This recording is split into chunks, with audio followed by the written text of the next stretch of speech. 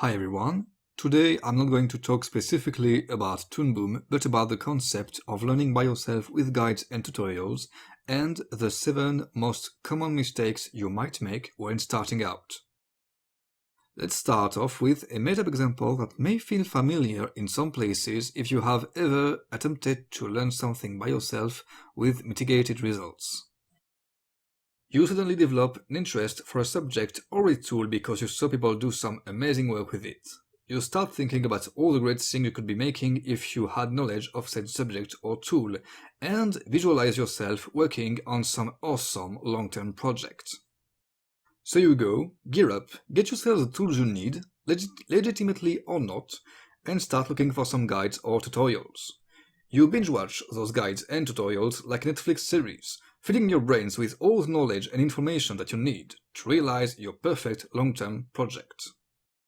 With all that newly acquired knowledge and expertise, you set off to start working on your perfect long-term project and vow to not stop until it's done and perfect exactly the way you visualized it. You work tirelessly for some time, your motivation being carried by you daydreaming about how awesome it will be when it's done. But then you start hitting a few bumps in the road. You encounter a problem that you didn't expect and that you can't recall being covered in all the videos you watched. You realize that you may have messed up the order of some steps. You figure out that you've been using some tools wrong since the beginning, and suddenly you have to come back to fix every instances where you used said tool. And you might at some point get hit by the reality that you don't have the sufficient technical skills to do some steps properly. At that point, your motivation crashes and burns. It starts to look like you'll never see the end of your project, and you come to the conclusion that now it's more of a burden than anything else anyways. So you thoroughly give up, feeling like you've wasted time, energy, and even money in some cases. This is more or less a textbook example of how not to learn by yourself, at least in my opinion and based on my own experiences. So now let's look point by point what common mistakes you should try to avoid and what good habits you should pick up to make learning a more enjoyable, realistic and fulfilling experience. Number 1. I'm going to learn everything in one sitting. Okay, this is literally impossible, simply because of the fact that you can't learn everything, period, let alone learn everything in a limited amount of time. When you're starting to get into a subject that isn't your domain of expertise, you quickly find out that there's only very little information and knowledge that you can assimilate within a single day. It's important to know what pace you can learn at, and there's no shame in taking more than a day to fully understand a concept that is presented as being very simple.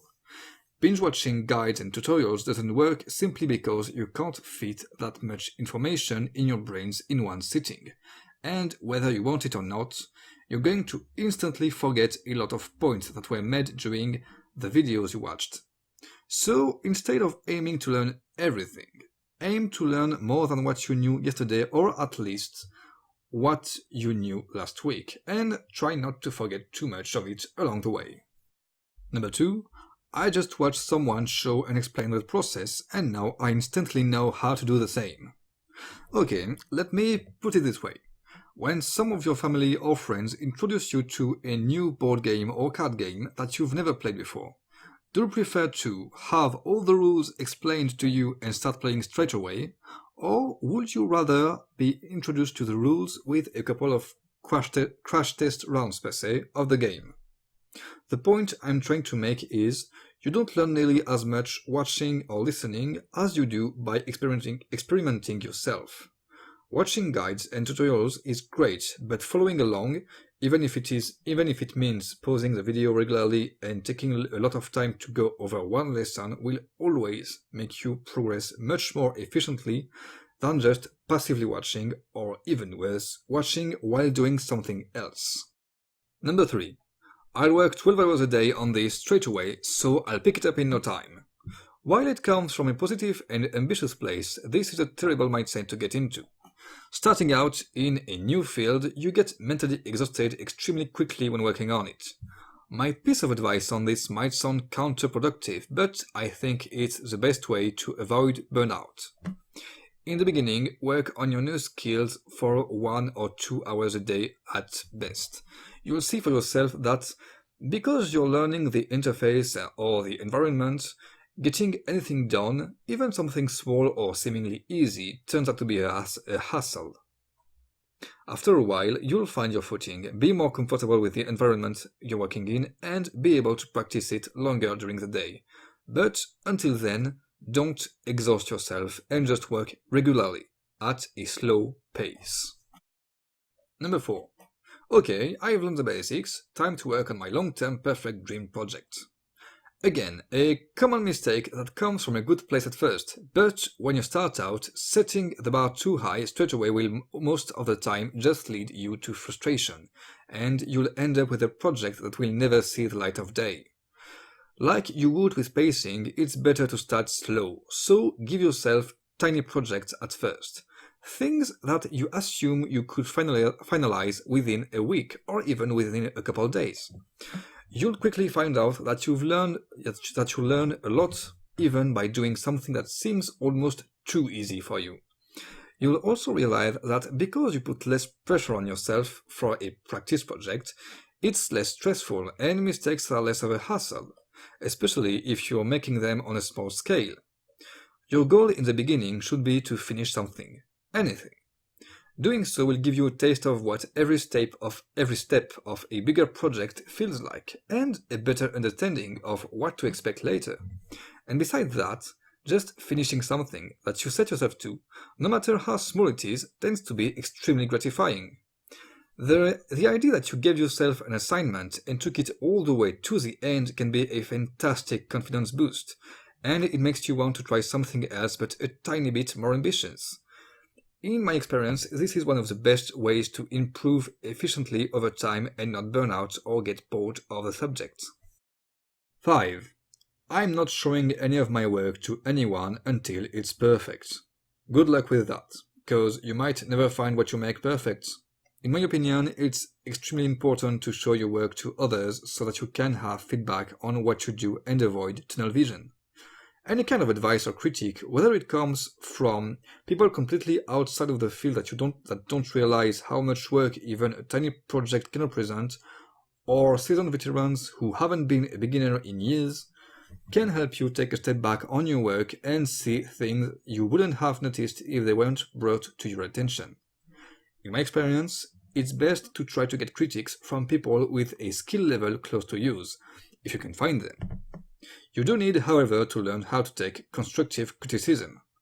Also, working on a personal project or assignment while keeping in mind that you are going to show it to someone else later is a good incentive to do a good job.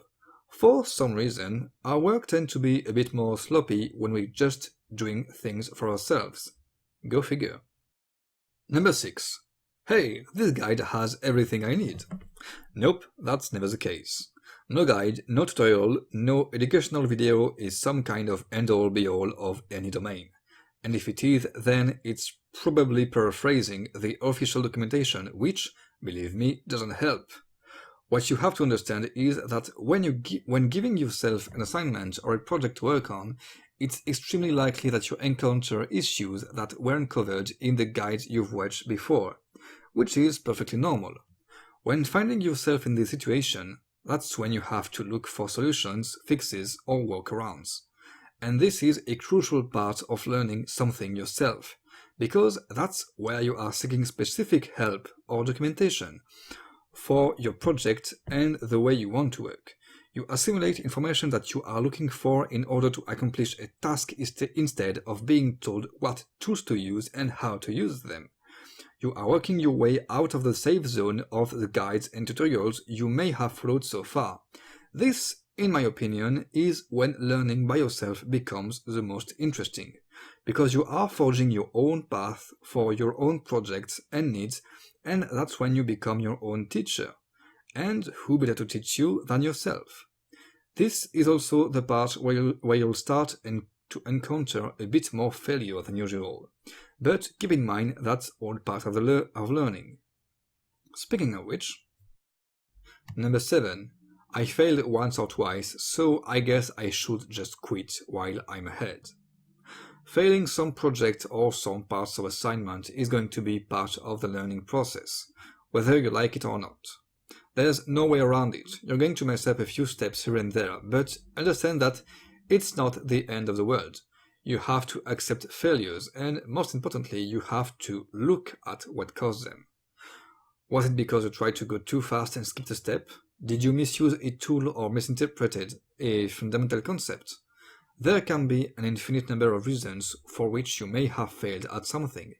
Finding these reasons and working towards fixing them turns your failures into steps forward. What I'm saying here is nothing unique. In fact, most of you are probably aware of it, but it is nonetheless a point that can't be said enough.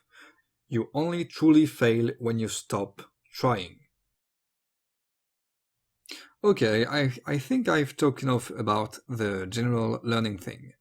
I hope this gives you some idea of how you want to approach something you want to learn by yourself in the future, near or far, and that it helps you stay motivated. Also, I assume some people might disagree with some of the points I made, or even argue that learning by yourself is inefficient or useless. As I said, this video is my own opinion and based on my own experiences. I know that different people take different paths, and that what may have worked for me may not work for you, and vice versa. This is why I invite you to give your opinion on the subject in the comments and share what helps you learn the most. And with that little parenthesis out of the way, I'm going back to the Toonboom oriented videos. So join me next time for some tips and techniques to improve your animation and drawing workflow in Toonboom Harmony. Until then, take care.